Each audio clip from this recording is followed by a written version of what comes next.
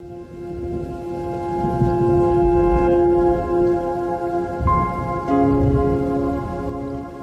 Frankl said, "Everything can be taken from a man but one thing, the last of the human freedoms.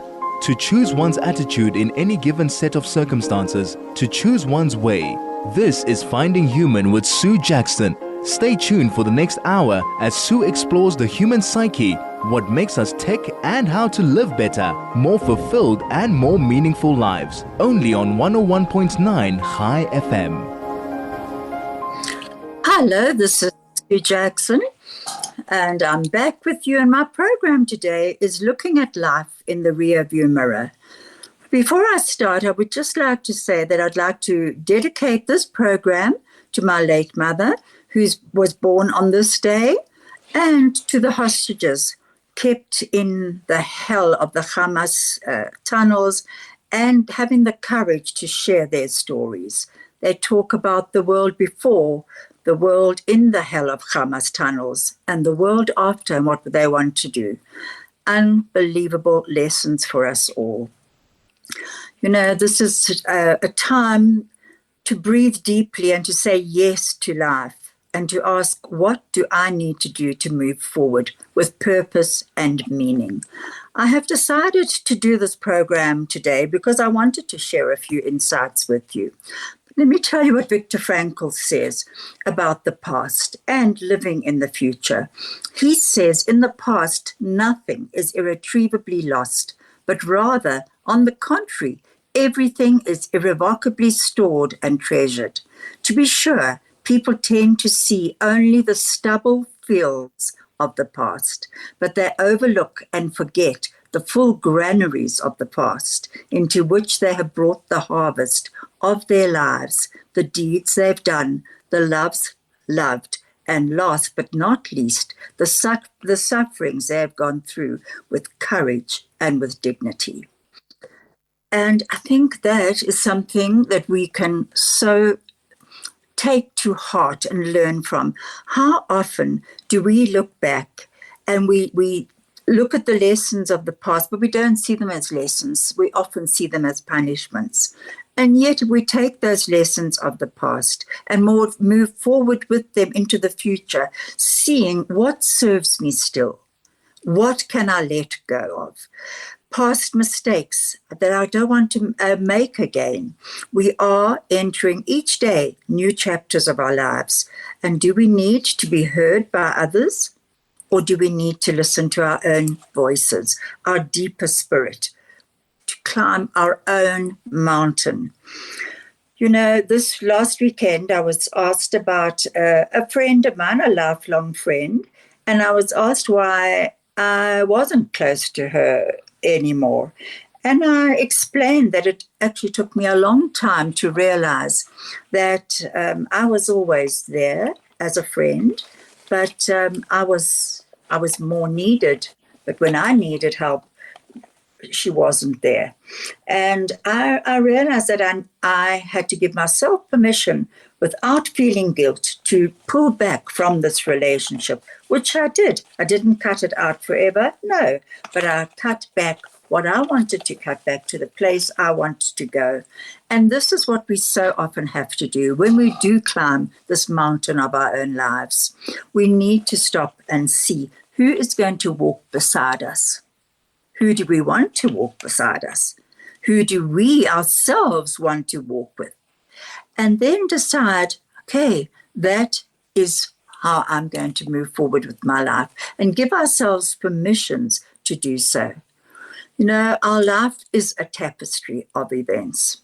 And just as you look at a tapestry, if you turn it round, I know you've all heard this story before, but when you turn it round, all you see are masses of colored threads, different lengths, and they seem to be haphazardly put together, making no sense at all.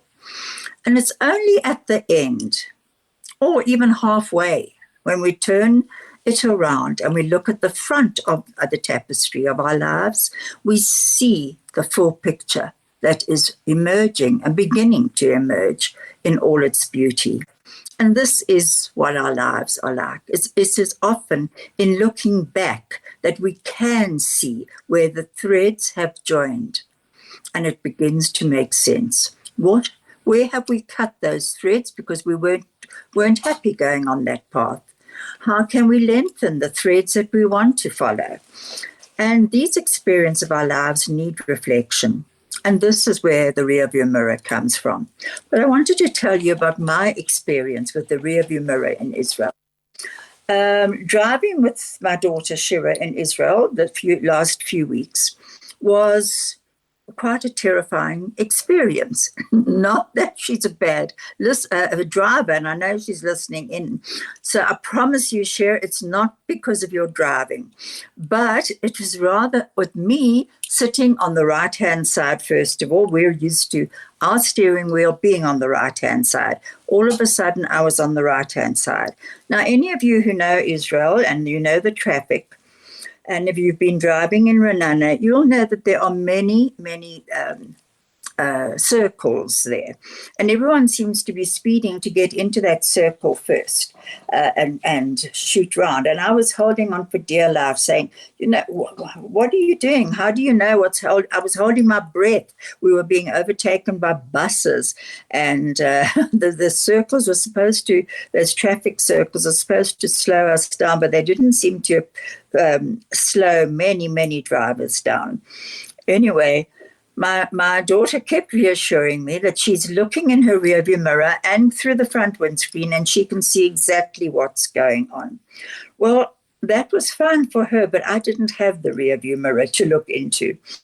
And perhaps if I did, I would have felt less vulnerable, more able to make decisions myself. But here I was, with my life in the hands of the person in the left-hand seat driving.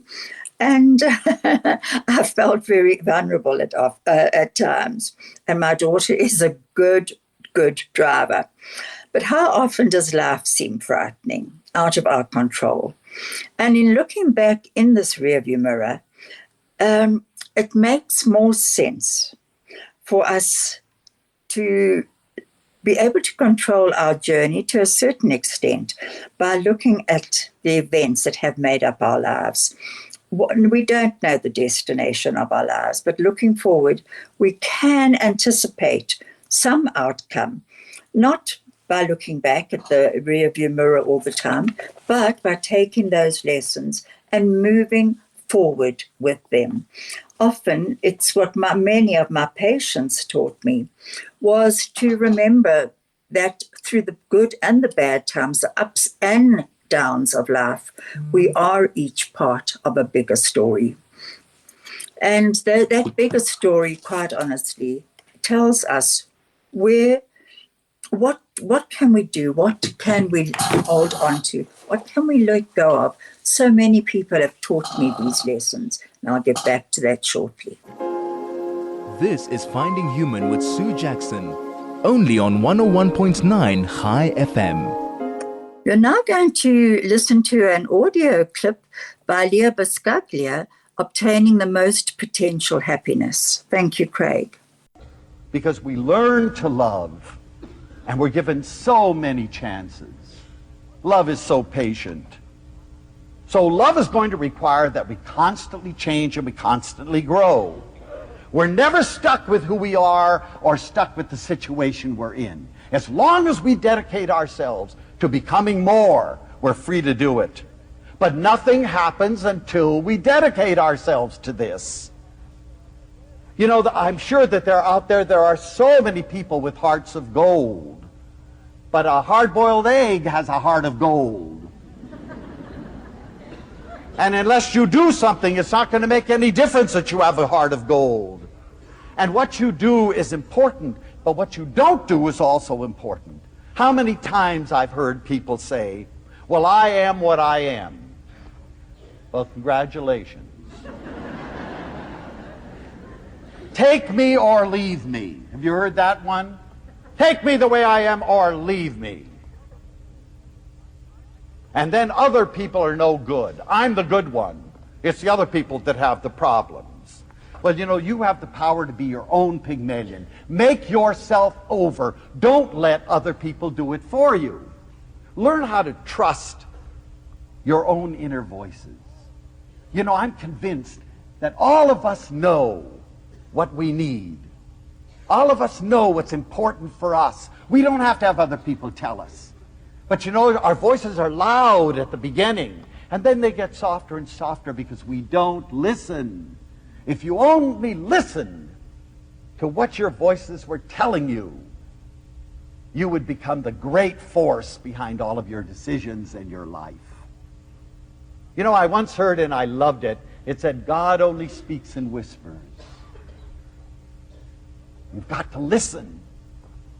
And don't be limited by your experiences of the past. Remember that you have learned to be who you are. Isn't that amazing? You know, we never really think about that. But you are a product of all of your experiences from birth onward. That's why we're so wonderfully different. If you want to be the perfect friend, the perfect lover, the ingredients are in you. You know, God gives us the ingredients for bread, but He expects us to mix it and to bake it. Not to sit back and wait for it to happen. But you know, research shows that most of us are stuck with who we are unless we are consciously dedicated to change. We actually think we're growing and changing, but actually what we're doing is merely rearranging priorities, prejudices, and postures. Some people haven't really changed for years. You know, I went to and it's always a shock to do it, I went to a college reunion several years ago, people that I had known years and years and years and years ago. They've changed, but they're saying the same things. They're thinking the same thoughts. They have the same fears. They have the same prejudices. That isn't change. That's just merely, as I said, rearranging priorities. We get stuck in ruts and respond thereafter without analysis. We just accept it. In other words, we grow, but we don't grow up. This is Finding Human with Sue Jackson, only on 101.9 High FM. Hello, this is Sue, and I'm back with you, and you were listening to Leo Buscaglia. And I actually love Leo Buscaglia's YouTubes. But what he said is so true. He said we constantly have to change and grow and become more. We have to dedicate ourselves to change. And I love what he said about, so you might have a heart of gold. Well, a hard-boiled egg has a heart of gold. Now, what are we going to do with that heart of gold? And he says that God gave us the ingredients for bread, but we have to make it and mix it. How true is that? And I was saying to you that how many patients have taught me so many lessons of life. And one of the biggest lessons that I have learned from them, and indeed from the hostages that have been freed, are that adversity has shaped them, but it has not shaped them into nothing. It has shaped them into greatness. And with that shaping comes gratitude. And we are all a part of this greater whole. We do not know what another person may be going through. And there was a wonderful story that was sent to me by Peter Bailey, and then I also received it from many other people. And it says, an Only in Israel story from Shira Pasternak from Be'eri. It has been a hard week in Israel and a very hard week in Jerusalem.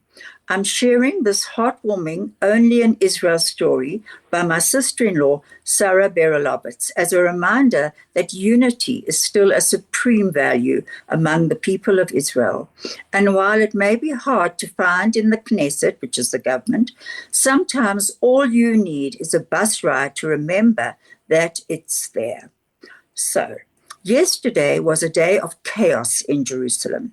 The roads were blocked due to protests, the buses weren't moving, and getting home felt impossible. I thought about walking, but my bags were heavy and the distance was long. So I got on a bus, figuring at least I'd be warm. The bus was packed, mostly with older people who didn't quite understand what was happening. Tension filled the air. At one point, an older woman, overwhelmed by the situation, started shouting in frustration. A 16-year-old girl sitting nearby gently said to her, "It's okay. We all feel the same way, but take a deep breath. I'll get you some water. Everything will be all right." The woman didn't calm down, but the girl's kindness stood out like a bright light in the heavy atmosphere. Time passed, more than an hour of being stuck in place. The same woman, now at her absolute limit, burst out again. "I can't take this anymore. What kind of country is this? What kind of people?" And then, almost in the same breath, she sighed, "And I'm hungry. I haven't eaten all day." A young Haredi woman was sitting behind her. For those who don't know, a Haredi woman is a particular sect of Judaism, and she was sitting behind this older woman. She too was stressed because she was trying to get home to her 4-month-old baby who needed to nurse. She leaned forward and asked the older woman, "What do you like to eat?" "Pizza with mushrooms," the woman answered. Without hesitation, the young woman got up. "I'm getting off the bus to get you a pizza," she said. She left her bags on the bus and disappeared into the cold. The 16-year-old girls with torn jeans followed her as she set out on her mission. A few months later, they were back, not just with pizzas for the hungry woman, but with 2 whole pies, bottles of water, and extra food for whoever needed it.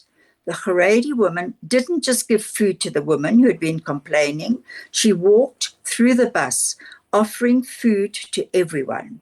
After the older woman was satiated, she blessed everyone on the bus and called out to the Arab driver, "Driver, you will never forget today. You will never forget what wonderful people you had on your bus as you sat in traffic in Jerusalem." Many people offered to pay the Haredi woman for their pizza and drink. She refused. She only asked to pray for her son, Yehuda ben Shani, for a speedy recovery. I told her that I would spread the word.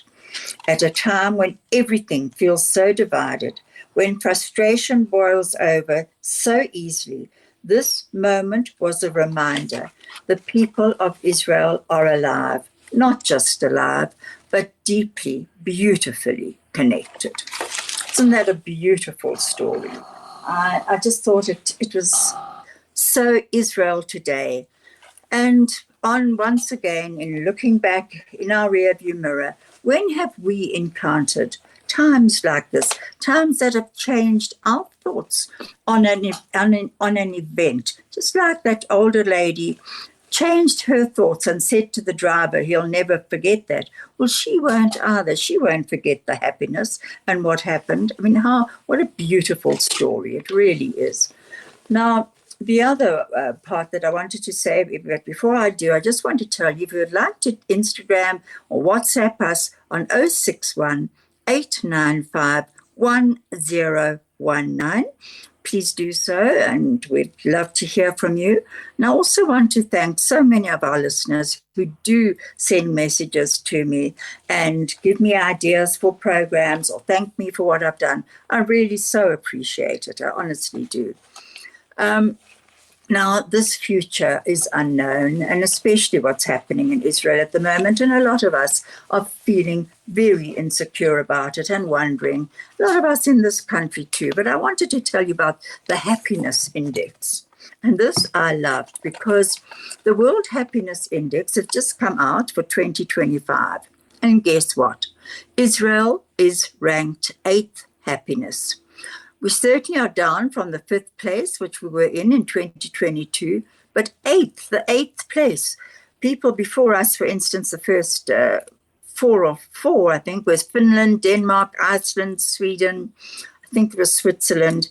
But we're in the midst of war in Israel. and yet we are 8th place. South Africa, by the way, is 83rd place, which is a bit up from pre-COVID times, which we were 103 or 106, I think. And what we need to understand is that central to understanding Israel's happiness is the Jewish concept, which is this too is for the good. This is a phrase. It's not just positive thinking. It's actually a very profound view. And the Talmud tells the story of Rabbi Nachman Ish Gamzu, from whom this phrase originates, because no matter what difficulties befell him and how many did, he would always respond with Gamzu Latova. This too is for the good. And this unwavering faith that everything contains purpose, even if we cannot immediately see it, exemplifies a distinctly Jewish approach to adversity. And this we are seeing today in Israel. It's certainly what I saw when I was there. I wanted to mention a few of the hostages. And one of the hostages that really has stirred my heart and brought me to tears has been Gadi Moses. He was in the Hamas tunnels of Gaza.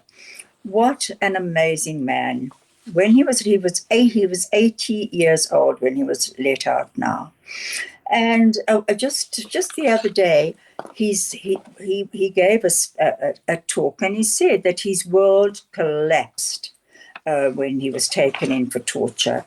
And they tortured him, telling him his family were killed, telling him his daughters were killed. It was very, very terrible. But he said that the whole time, and he also said that his captors told him that they gave a birthday message to his wife and his daughter, and that she had received it enthusiastically. And only a month later, when the terrorists actually allowed him to listen to a radio for a few minutes, did he hear that his partner had been killed. I mean, what psychological terror is that? That's when he said his whole world collapsed, and he realized that the captor had lied to him, and he threw the radio at him and he shouted, "You are lying. Why are you lying?" And he said to them, "You didn't message me, her on WhatsApp, and you didn't reply. You probably lied to me about my daughters too." And he said they tried to force feed him, and this is a man of 80. The one punched him on the shoulder and said, "You will eat." And Gadi said to him, "If you touch me again, I will beat you to death, and I don't care what those weapons will do to me, but you will not touch me." And he said no matter what, he would not let them humiliate him any further. He was eventually freed, came back looking very, very, very frail. But he's talking about going back. He said that he understands very well that he's the only elderly person who survived and has returned alive. And he said he also understands very well the suffering and the torture that everyone who was there, those who were released, those who died there, and those who still are there are going through. And he said people from all over the world are reaching out, wanting to help us. And he really just hopes they will.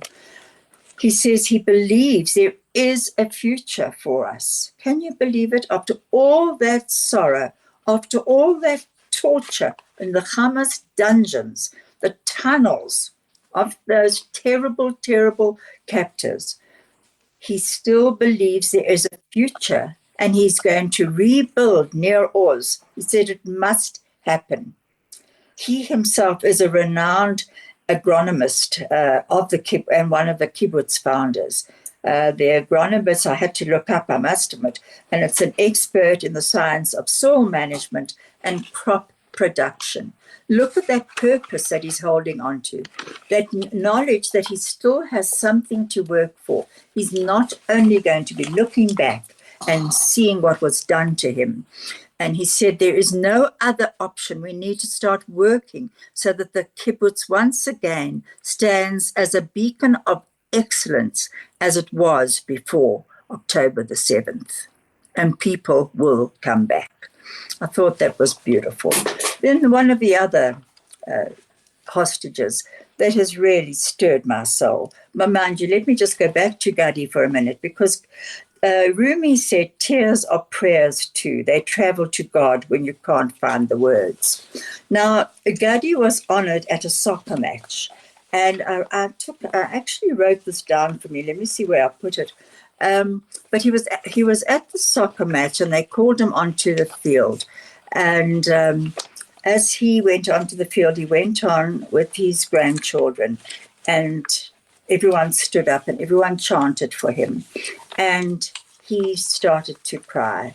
The tears were just flowing from his eyes, and it was very sweet to see his grandchildren moving closer to him, offering him comfort. And it reminded me of something that Rumi said. Rumi said, tears are prayers too. They travel to God when you can't find the words. And he stood there and he put his head in his hands and he cried. And then, in a sign of strength, he lifted both arms above his head and to thank everybody. The other person that I want to mention is Yadin Bibas. When I arrived in Israel with Charmaine, my friend Charmaine, Marcus Jacks, we were going along and we saw there were posters, of course, of all the hostages everywhere. And next to the little Bibas children, those beautiful, beautiful little children's posters, were toys, orange toys and teddy bears and other toys. It was really beautiful. And of course then they were kidnapped from their home in Kibbutz Nir Oz in southern Israel on October the 7th.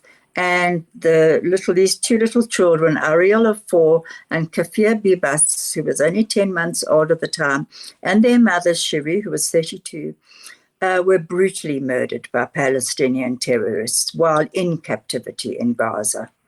But what Yardin, the father and the husband, said, he noticed all the toys everywhere. Wherever there were posters of his family, there were all these toys. And the toys left by travelers at Ben Gurion Airport, of course. And he asked if all these toys could be donated to the Children's Hospital in Ashdod in southern Israel. Look at that. I mean, the fact that he had the strength to think beyond himself in this incredible pain that he's going through, to think of the children who are who are in hospital at the moment going through their own very bad trauma. So once again, we're back to looking in the rearview mirror. What is it that we're looking for? What do we want to build on? Every single one of us has a dream. Well, a purpose. We need a purpose in order to get up in our lives to move forward.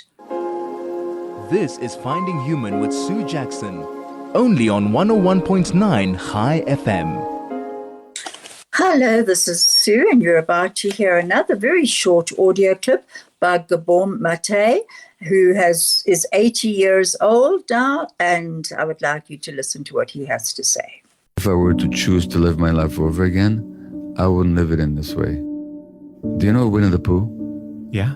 Okay. Not personally. No. The book. The end of that book would bring tears to my eyes for years. Christopher Robin has to go to school, and he's telling his friends, the toy animals, that he won't be able to play with them so much anymore. And what I wasn't aware of when I went to medical school and when I was a physician is how driven I was to justify my existence in the world. I wish I hadn't worked so hard. When you're driven to work too hard, you actually ignore what matters. And what matters is what you were telling me last night about how every summer you take a bunch of weeks away from your podcast and you just spend time enjoying your kids and your wife and your family. I didn't do that. I always felt I had to keep working. And the book ends with the statement, and whatever they do or wherever they go in the enchanted forest, the little boy and his bear will always be playing together. And that phrase would bring tears to my eyes for years. People sacrifice their playfulness, their joyfulness, being driven by unconscious needs to validate your existence. And where does that come from? Again, that comes from childhood trauma. Play is so important, and joy is so important.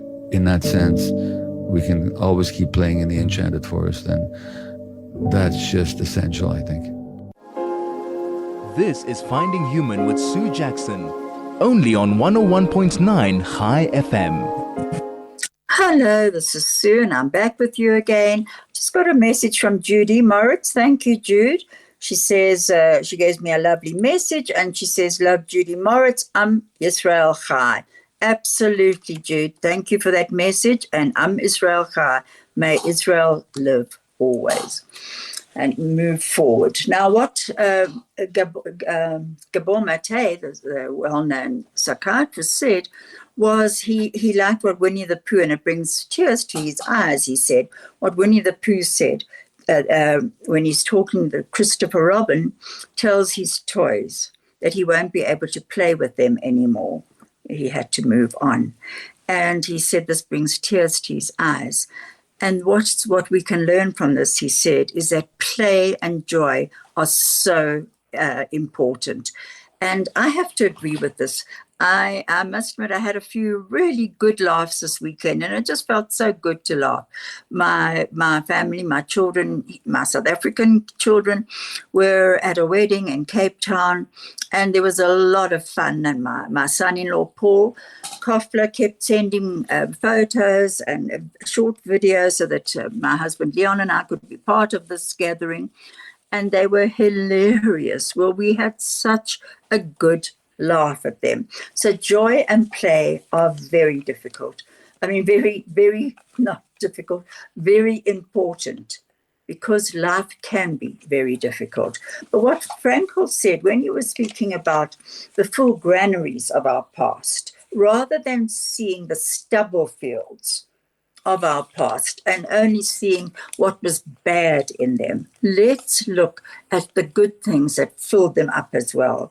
And he went on to say that whether we realize it or not, every day we're making deposits into the storehouses of our past. We're trading possibilities for realities. We're turning from what could be into what has been. And sometimes, if we look very closely, we'll find treasures there that are only visible in hindsight, treasures that, regardless of the cost, can never be taken away. And that is the storehouses, the full granary of our past. Those treasures, the mountains that we have climbed and got through, those treasures will always be with us. We don't lose those skills that we have learned.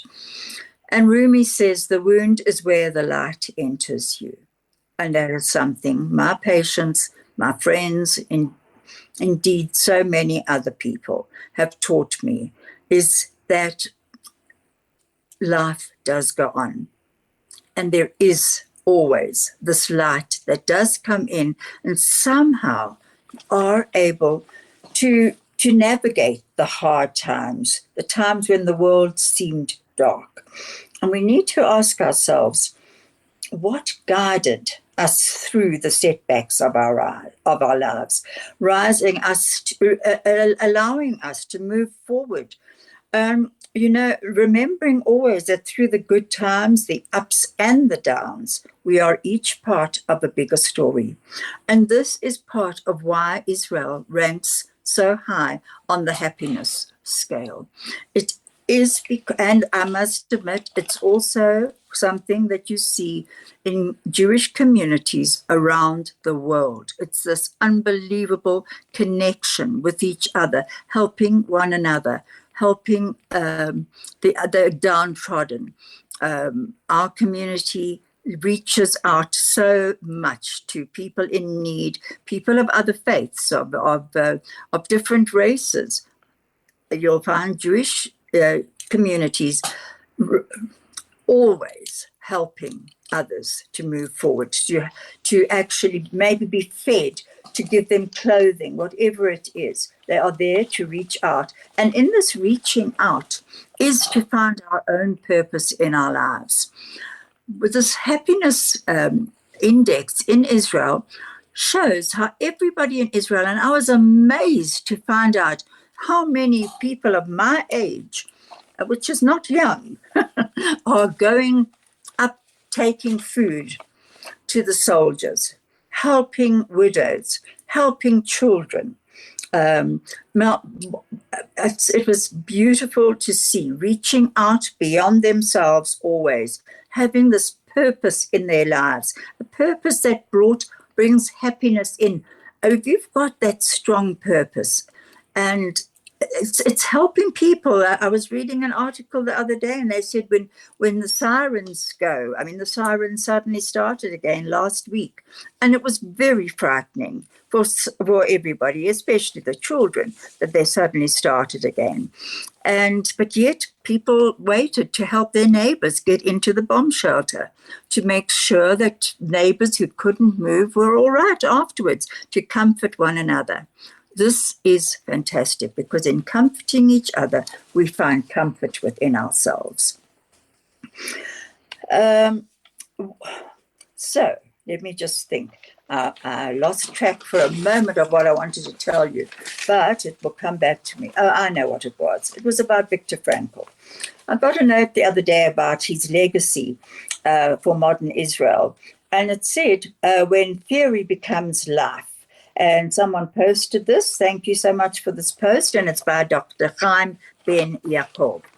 And it's quite amazing, because he talks about how his own, it was the 120th anniversary of Viktor Frankl. And he says the founder of logotherapy's teachings take on a new meaning for him as a public figure and a father who has lost his son on October the 7th. And he said for many years, Frankl's books occupied a cherished spot on his shelf. And he often recommended Man's Search for Meaning to friends all over the world, and all over coffee often, explaining logotherapy's principles. But he said that morning, as sirens wailed across Israel, my 21-year-old son, a tank sergeant with an infectious laugh and dreams for the future, like so many young Israelis, was killed defending our southern border. In an instant, all his academic knowledge about grief crumbled. And he said the theories that he had taught in lecture halls suddenly felt hollow, written in a language he no longer recognized. I'll get back to that shortly. This is Finding Human with Sue Jackson, only on 101.9 High FM.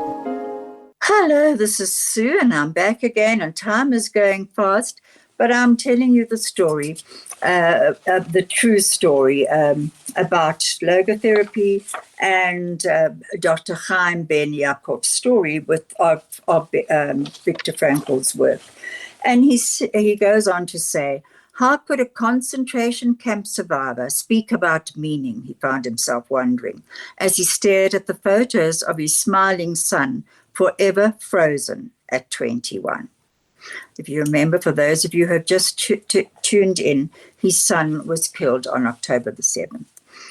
These questions echoed not just in my home, but in hundreds of Israeli living rooms left with similar gaping wounds. And he said, as we approach March 2025, marking 120 years since Frankl's birth, I find myself returning to his work with new eyes. The psychiatrist who survived Auschwitz after losing his parents, brother, and wife developed a therapeutic approach centered on finding meaning even in the most unbearable suffering. Today, his ideas pulse with renewed urgency through our wounded nation.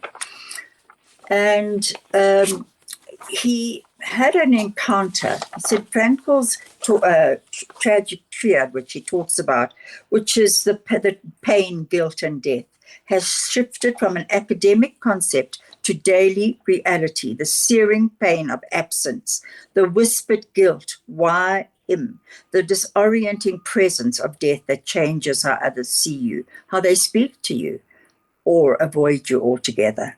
A week after the funeral, he said he forced himself back to work, and through chance, he encountered Professor Tammy Ronin in a university corridor, and he found himself joining a logotherapy study group led by Professor Peninat Rusanetsa. The synchronicity felt like my son's gentle nudge from somewhere beyond. And he went on to say about Frankel's insights from the camps and what they'd done to help him. And he said the human spirit, which is something that Frankel taught, can withstand almost anything if it's anchored in meaning. And he goes on to say, before October the 7th, I would casually reference the existential vacuum of life. Just turning the page. The inner emptiness that Frankel believed was endemic to modern society. And he goes on to say, today I see that vacuum in its rawest form when speaking with other bereaved families. Yet alongside the emptiness, I witnessed something extraordinary. Israelis living under constant existential threat, finding ways to thread meaning into new patterns of living. Patterns establish, parents establish foundations in their children's names. Siblings complete degrees their brothers or sisters never got the chance to finish. Communities create memorial spaces that somehow manage to nourish the living. If you would like to read this article, I would suggest you do, because it's really worthwhile. And it's by Viktor Frankl, and it's on Viktor Frankl's, his 120th, and it says, When Theory Becomes Life, Viktor Frankl's Legacy for Modern Israel. You can pick that up on Google or Safari. I know I'm going to be told to wrap up, but I think what we need to understand is that when he talks about the gaping wounds in Israel's society, we each have to look not in the rearview mirror, but look forward. Look out the mirror in front of us. What can we do? What has served us in the past, certainly in our rearview mirror, but what can we take moving forward, finding purpose, finding meaning, finding joy, finding connection? This is our responsibility, to be connected in this world, not to disengage when we're in pain. Certainly, when you're in pain, you need to really move out of society for a little while. And Judaism gives you that opportunity in the Shiva week. But Rumi also says, and I'd like to end with this, let your soul make peace with the thorns. I love that. You're going to hear at the end, it's not going to come through on this podcast. If you'd like the podcast, by the way, please just go into the Chai FM app, and you'll find podcasts there for all the sessions of Chai FM, very exciting programs that have been played and will be played. We love hearing from you. Please keep tuned into Chai FM 101.9, Chai FM Radio. It's been great spending this time for you. We're going to be playing a song now by Mike and the Mechanics, Looking Forward. Thank you, Craig, and thank you, everybody.